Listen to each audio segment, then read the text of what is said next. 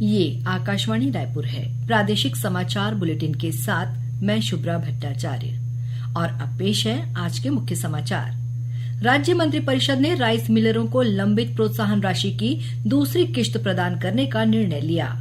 केंद्रीय राज्य मंत्री अनुप्रिया पटेल ने किया दंतेवाड़ा जिले का दौरा। बिलासपुर कटनी रेल मार्ग पर रेलवे ट्रैक पर बोल्डर रखने के मामले में पुलिस ने एक युवक को गिरफ्तार किया और राजधानी रायपुर में चल रही 24वीं राष्ट्रीय वनवासी क्रीड़ा प्रतियोगिता का कल होगा समापन। अब समाचार विस्तार से। राज्य सरकार ने राइस मिलरों को लंबित प्रोत्साहन राशि की दूसरी किश्त प्रदान करने का निर्णय लिया है। ये फैसला आज मुख्यमंत्री विष्णुदेव साय की अध्यक्षता में हुई राज्य मंत्रिपरिषद की बैठक में लिया गया।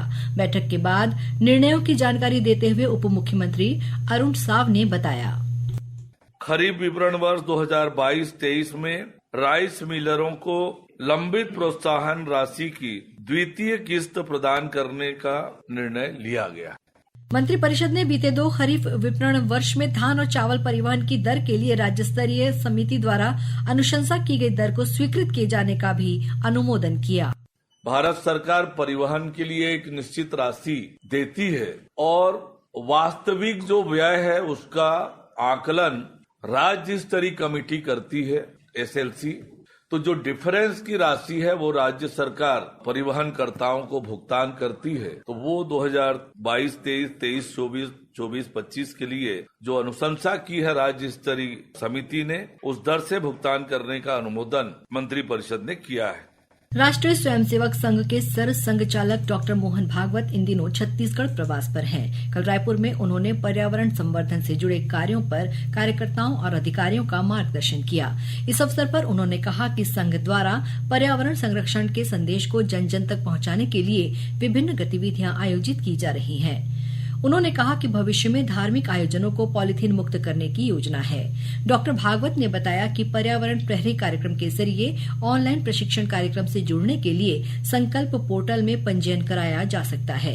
पर्यावरण गतिविधि के तहत महाकुंभ प्रयागराज में हरित कुंभ की दृष्टि से एक थैला एक थाली अभियान चलाया गया, जिसमें प्रदेश से 66,000 से ज्यादा थैले और थालियां समाज के सहयोग से संघ को प्राप्त हुए हैं। केंद्रीय राज्य मंत्री अनुप्रिया पटेल इन दिनों बस्तर संभाग के प्रवास पर हैं। उन्होंने अपने दंतेवाड़ा प्रवास के दौरान बाल मित्र पुस्तकालय, जैविक कृषि, नव गुरुकुल और SHC सेंटर घोटपाल का अवलोकन किया। सबसे पहले केंद्रीय राज्य मंत्री दंतेवाड़ा के चिंतालंका ग्राम स्थित बाल मित्र पुस्तकालय पहुंची। केंद्रीय राज्य मंत्री ने बच्चों के साथ रूबरू होकर उनकी विभिन्न गतिविधियों को देखकर उन्हें प्रोत्साहित किया।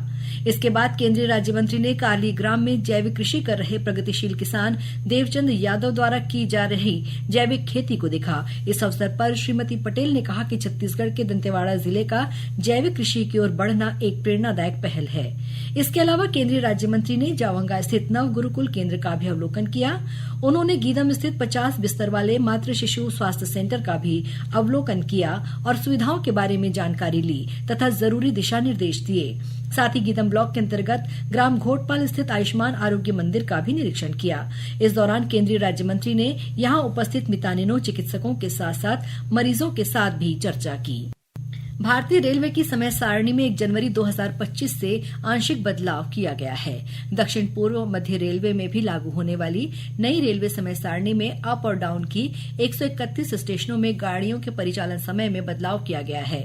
अन्य स्टेशनों में इस समय सारणी यथावत रहेगी। इसमें 45 पैसेंजर, 81 मेमू और 20 डेमू सहित 146 गाड़ियों को 1 जनवरी से नियमित नंबर से चलाया जाएगा। वहीं फिरोजपुर सिवनी फिरोजपुर पातालकोट एक्सप्रेस को 1 मार्च से सुपरफास्ट बनाया जा रहा है और इस ट्रेन का नंबर और समय सारणी में बदलाव किया जा रहा है।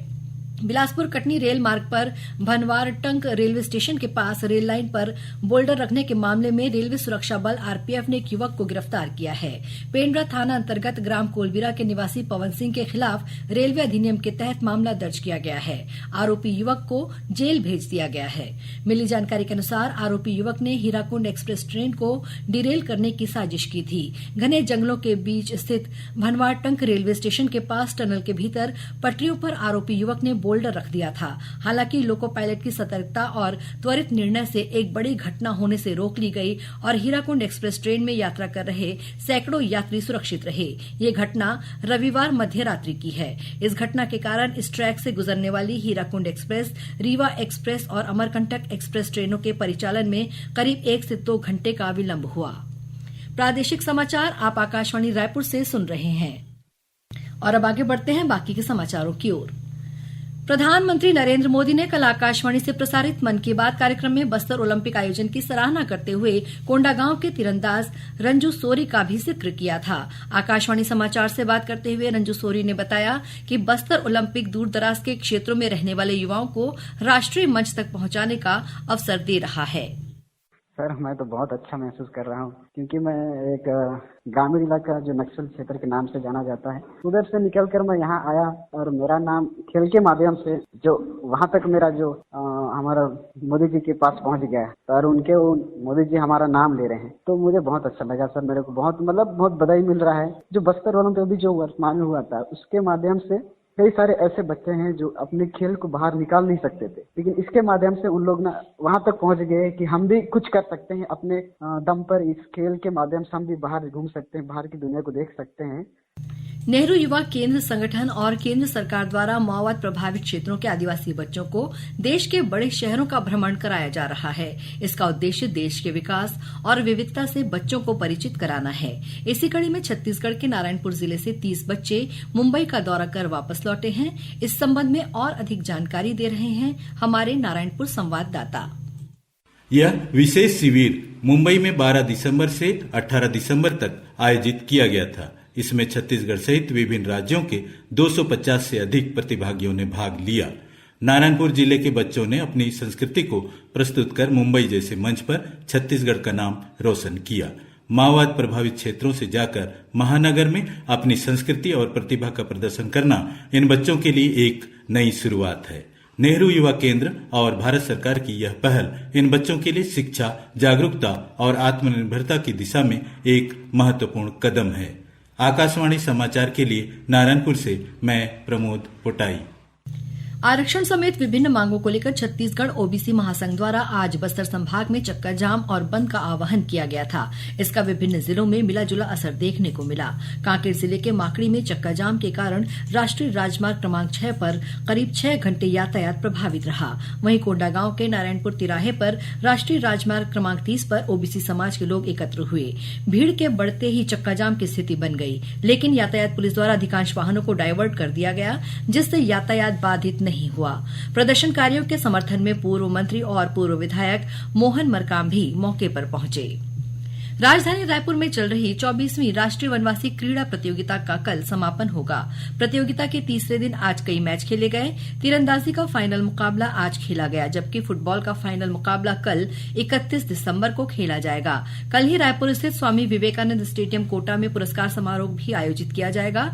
आज तीरंदाजी में बालक बालिका समूह में 30 मीटर जूनियर और 20 मीटर सब जूनियर स्पर्धाएं हुई, जिसमें 200 से अधिक जनजाति खिलाड़ी शामिल हुए।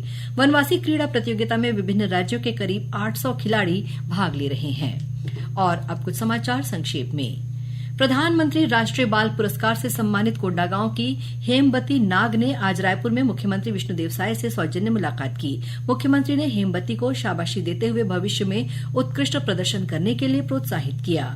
दुर्ग जिले के पद्मनाभपुर में लाठी डंडे से पीटकर एक युवक की हत्या करने का मामला सामने आया है। पुलिस ने 5 संदिग्धों को हिरासत में लेकर मामले की जांच शुरू कर दी है।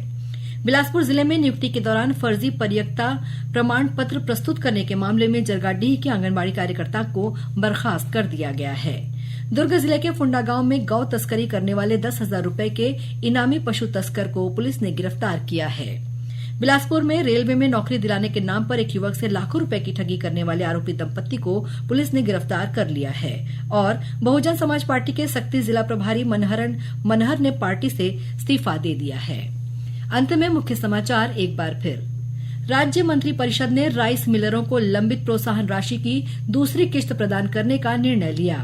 केंद्रीय राज्य मंत्री अनुप्रिया पटेल ने किया दंतेवाड़ा जिले का दौरा।